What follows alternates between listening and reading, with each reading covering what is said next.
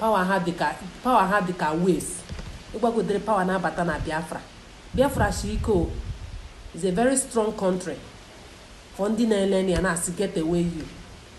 Biafra ji eme gịnị ị ga-emecha okwu kwuru njọ ga-emecha kwuo mma. Ị ga-afụchakwa ndị emecha ha ga-abịa chọwa ọrụ chọwa nka ma ndị fọrọ na-eme ka anaghị achọ Biafra emecha na ọ bụrụ ha ma na-aga-achọ ka ha bụrụ ndị isi ka ewepụta Biafra na ifu mugus from nowhere ga-apụta na abịa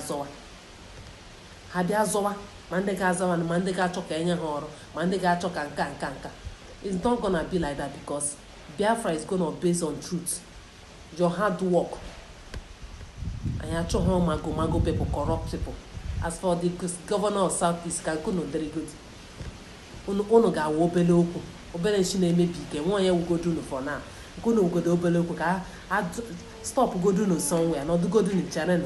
And when the high known to further notice, people will hear from us.